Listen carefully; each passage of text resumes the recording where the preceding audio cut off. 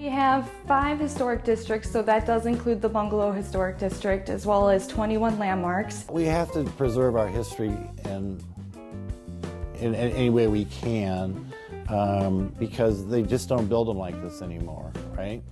So it's important to preserve those and pass that legacy on to our grandchildren and their grandchildren.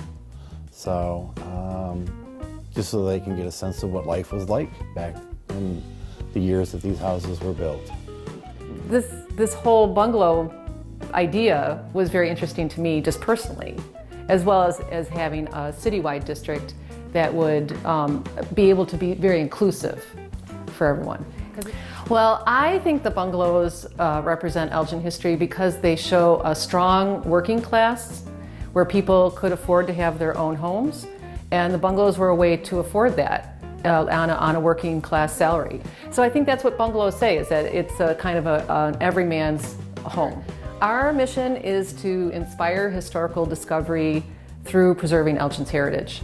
The goal that we set was to make historic preservation more available to more people.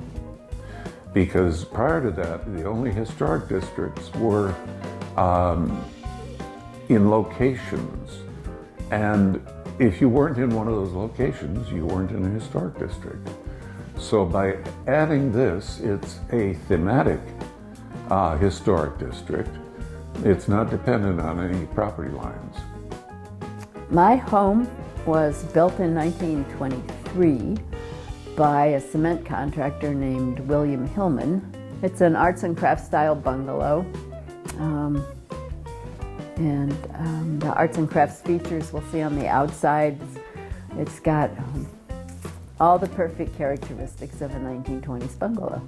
With my consultant work, I provided a model for Elgin to start with how you can define a thematic district and non-contiguous district. I took painstaking effort to make sure the house looked exactly like it did the day Emma Bishop moved in 1913. And I wanted that to be preserved, and that's one of the things the historic district status brings, is the level of preservation. Awareness of the program, first of all. I think that's the big thing, letting people know that the program is there, and it's there to help them.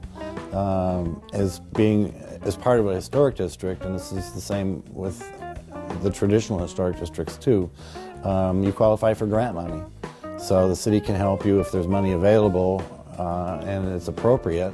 The city can actually help you financially with your project as well. You are able to receive or be eligible for our historic Elgin rehabilitation grants, and those grants are only for historic district residents. And that means that any work that you do on the exterior could be helped with our up to $20,000 for reimbursement. So it's a great revitalization program that we have, and of great benefit for our historic district residents. Well, it's still a young district, but I think in the initial phase, the amount of people that came in to help make this happen was beyond just bungalow owners, and people are really excited about this program in this district because it is a unique era in Elgin, and not only Elgin but across America.